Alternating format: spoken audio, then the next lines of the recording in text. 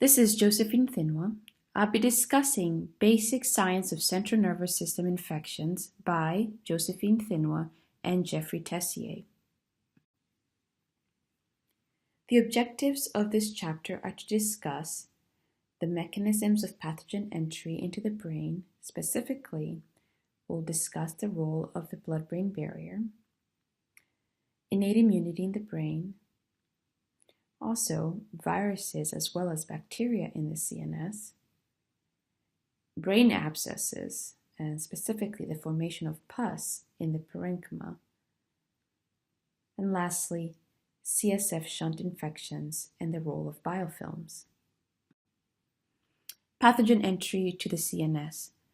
Pathogens can gain access to the CNS either directly, which can happen through trauma or neurosurgery, and this predominantly involves pathogens found on mucosal surfaces such as nasopharynx. It can also happen through retrograde transport along neural structures, for example with rabies.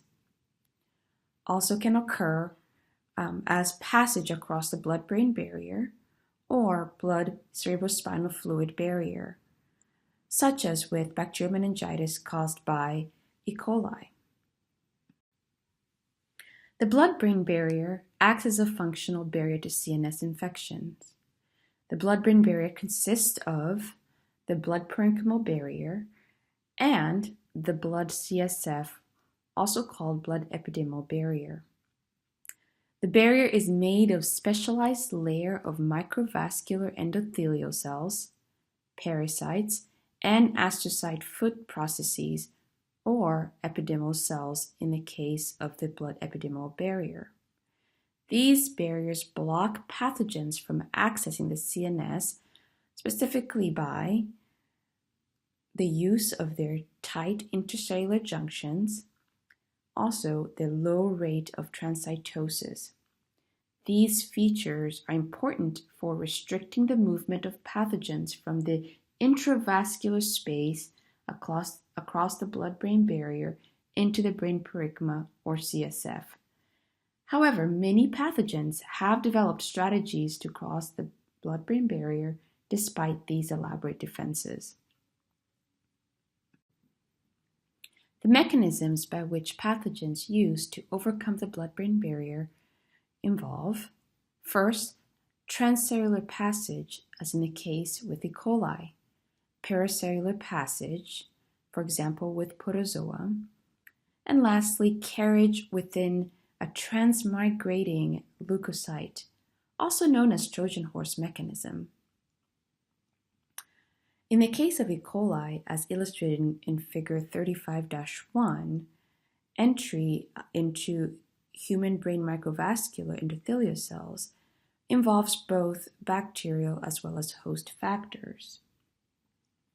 The invasion process starts with bacterial interaction with the cell surface, which leads to alterations in the host actin cytoskeleton, followed by the formation of these membrane projections and ruffling of the membrane, and eventually the endocytosis of the bacteria into membrane-bound vacuoles that allow for the bacteria to transcytose through the cell and gain access into the brain parenchyma.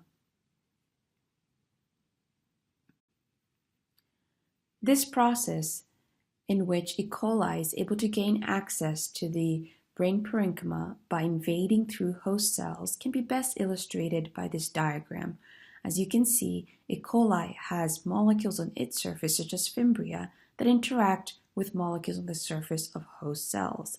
Once this interaction occurs, membrane ruffling starts to happen that allows for signal transduction pathways inside of the host cell to be activated, and these transduction pathways regulate actin filament rearrangements that then lead to the engulfment of the bacteria into the host cells.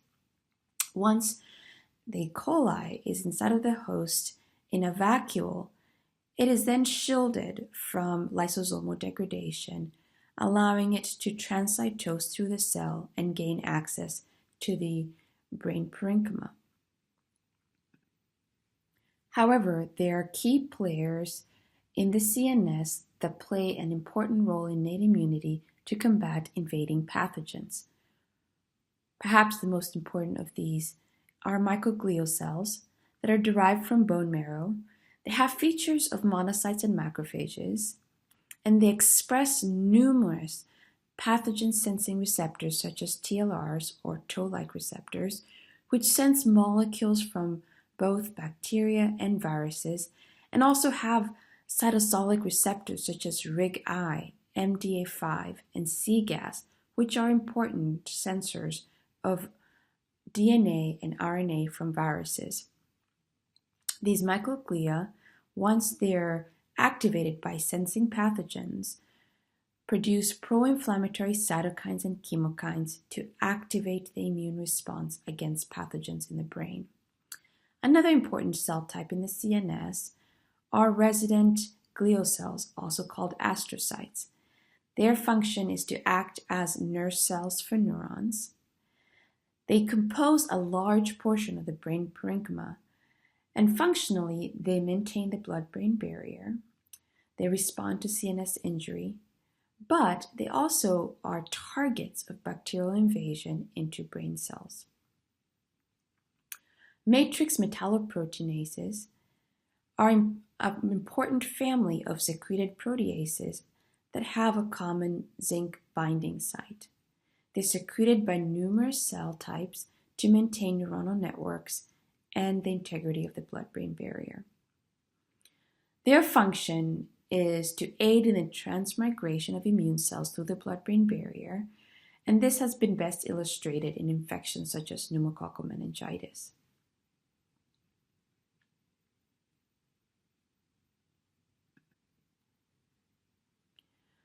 Microglia, in their function as key players in the innate immunity, are particularly important for the production of cytokines and chemokines.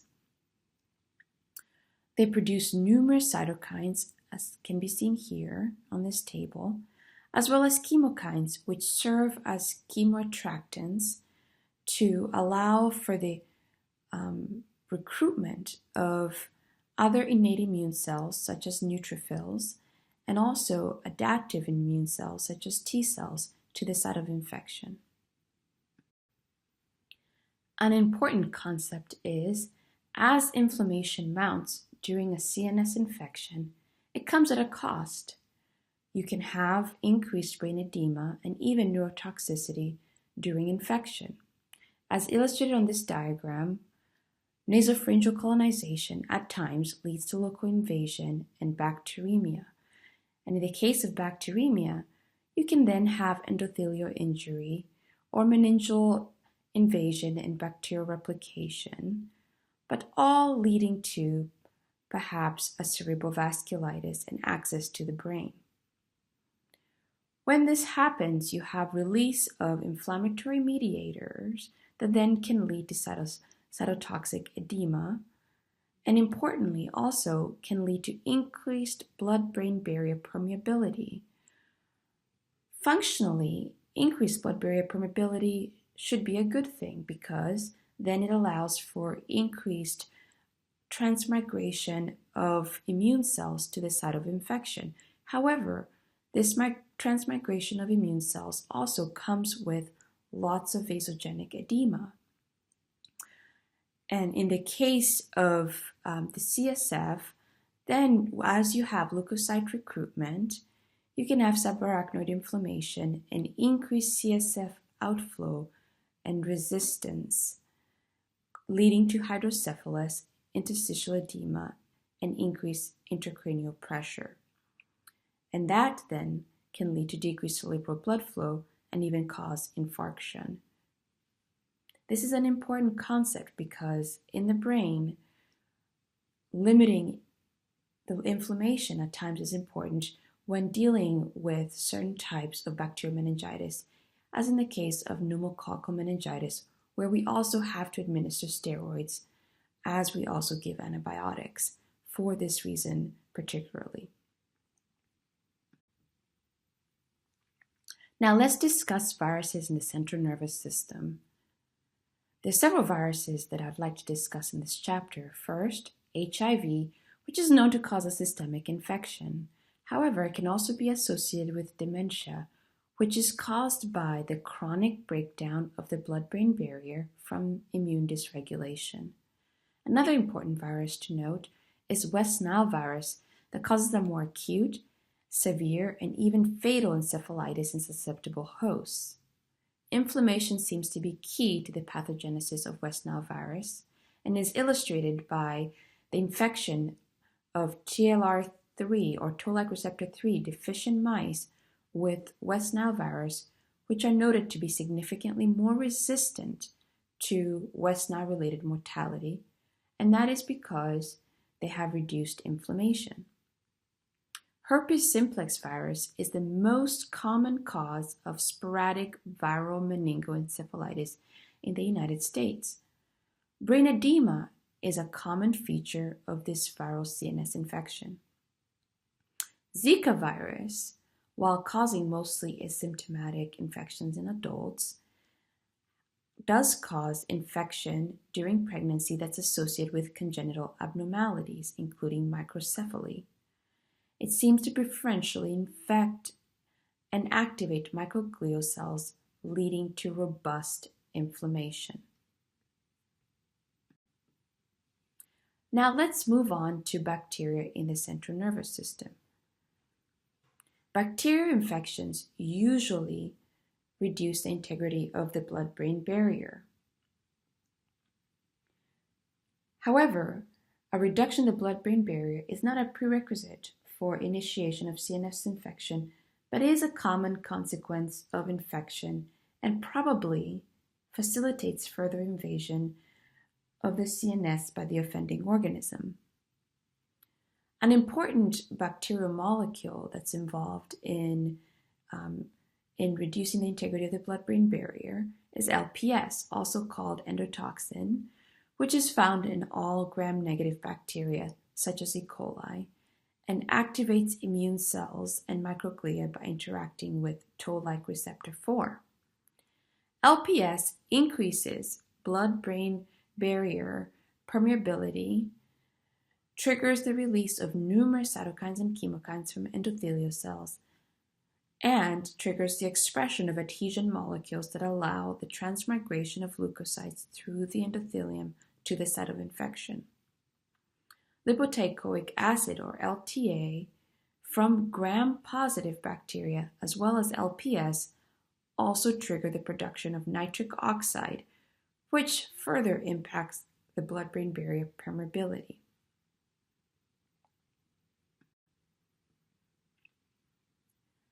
Bacterial infections can be associated with the formation of pus in the brain parenchyma. Brain abscesses, by definition, are space-occupying purulent infections within the brain parenchyma, as you can appreciate in these images. Abscesses caused by streptococcal species and anaerobes are associated with primary sources from the sinuses, mouth, and lung, while staphylococci and Enterobacteriaceae are associated with direct inoculation from trauma, as well as neurosurgical procedures. In rat brain abscess model, interleukin-1 and tumor necrosis factor alpha, which are both pro-inflammatory cytokines, have been shown to play an important containment role in regulating the inflammatory response to Staph aureus. Keep in mind that it's very important to have regulated immune response in the brain, and abscesses, although can be quite large and quite prominent, can actually have very low levels of notable inflammation that occurs in the brain because the bacteria is contained within the walls of the abscess. Another type of infection that's important to note are CSF shunt infections. Particularly, I'd like to discuss the role of biofilms.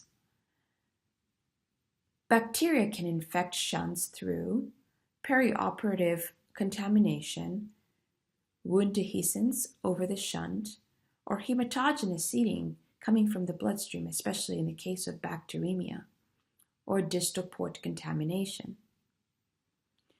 Bacteria can form biofilms on prosthetic devices, making sterilization challenging for these reasons. First, bacteria in biofilms tend to be in stationary phase, which means that they're not really dividing that frequently, making them less susceptible to antibiotics. Biofilms tend to be less permeable to most antibiotics based on their composition.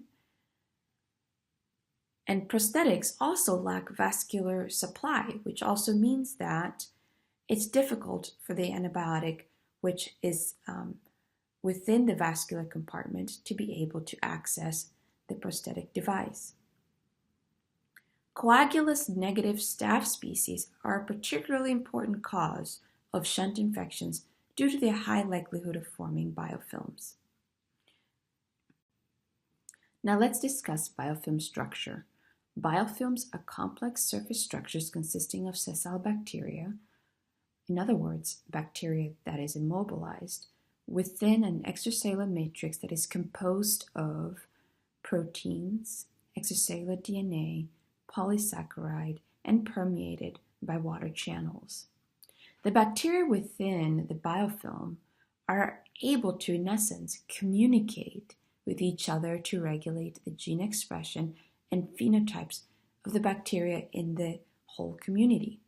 This is called quorum sensing. In fact, the transition from the planktonic state, which is the free-flowing state of the bacteria, to the immobilized biofilm state is dictated largely by quorum sensing.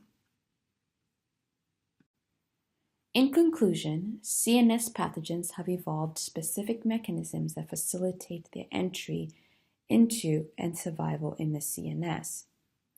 Pathogens enter the CNS directly or via passage across the blood-brain or blood cerebrospinal fluid barrier, or via retrograde transport along neural structures.